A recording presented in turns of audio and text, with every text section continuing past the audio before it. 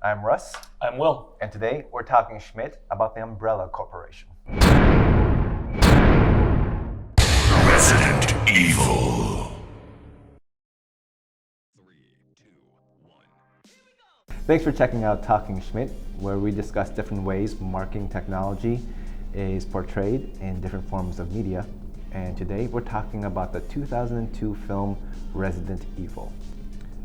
Will, you're pretty unfamiliar with Resident Evil? Another one. Another one. One of these days, the next one, you're going to choose the film or the movie or whatever. We'll get something that I know. Okay. The movie is very loosely based on the video game. So the video game came first? Yeah, it came out, I want to say 1995. Okay. On the PlayStation and Sega Saturn. And it looked awful, but at the time we didn't know that. Right. Kind of like Doom back in the day. Yeah, or basically anything on the Nintendo 64. Right. All right. So in this scene in Resident Evil, it's kind of an infamous scene. It's probably the best scene in the entire movie.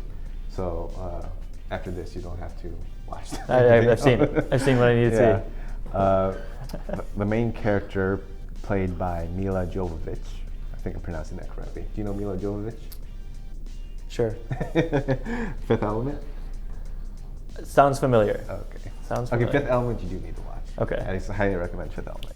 But Mila Jovovich and a group of other characters are infiltrating a lab, and some of the characters get stuck in this, I guess, hallway. It turns out to be a trap, and we'll see what happens. What's that?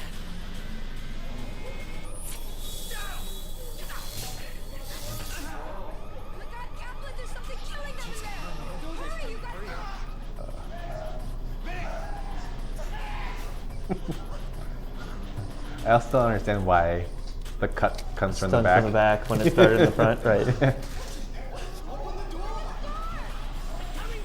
Or for that matter, why the cut was angled. Yeah. Yeah, that's true.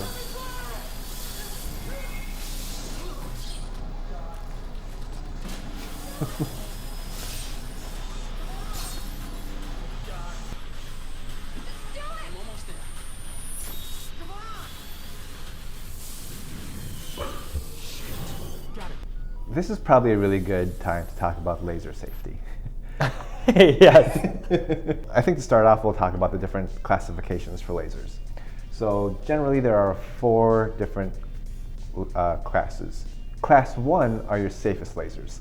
These lasers, such as our Geomark Pro or our Geomark Eco Plus, they have enclosures that keep the laser from escaping, so that the lasers can't, hit someone in the eye, or someone can't stick their arm out and touch the laser beam during the marking process. Class 1 lasers are actually pretty common. I think if anybody's familiar with using CDs or Walkman, I don't think Walkman is the same thing as CD players, but portable CD players. Discman. That's a Discman. Yeah. You had brought up laser printers. Yeah, or Class Blu-ray 1. players, DVD players. Yep. Yeah, those are all Class 1. lasers. Class 4 lasers, those are the total opposite of Class 1 lasers.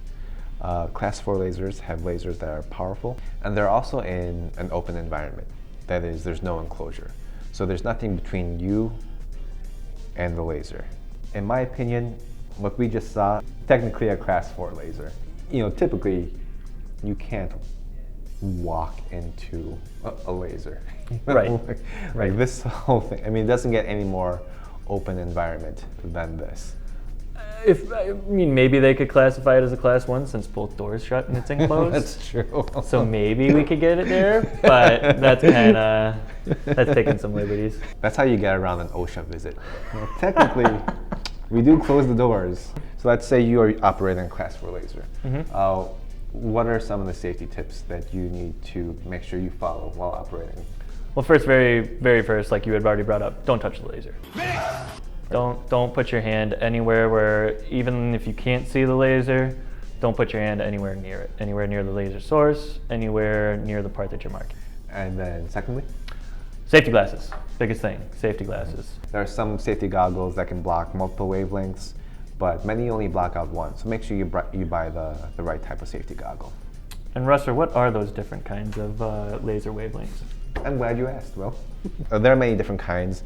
Some of the most common ones are infrared, green, and UV, or ultraviolet wavelengths. Why do we have different lasers with different wavelengths?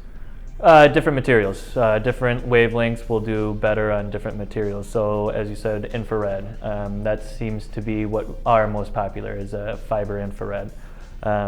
Very good for metals, not very good for glass. I'm wondering what wavelength this laser is, because it's not really consistent with anything that I understand. Yep, same with me. I could be wrong, but I believe that infrared lasers, they're the ones that can do the most damage to skin, assuming that you're using a laser that's powerful enough and that is focused on the target long enough. I don't know if it can just slice through the human body like that. I would think the bone would be the hardest part to cut through. Yeah, I would imagine so. Kind of morbid to think about. Yeah. So in this movie, you've got this laser slicing through people like instantaneously. That's not, I guess if you had a really powerful laser, but my guess is that you couldn't do it with your typical laser cutter. I don't think so. I don't think so. Yeah. Again, I really don't know. Yeah, I I'm not don't sure. think so. Yeah. And I'm glad I don't know. Yeah. We're not going to test this. Yeah. I think a lot of what is going on here is closer to plasma cutting. Plasma cutters, you'll actually see the beam.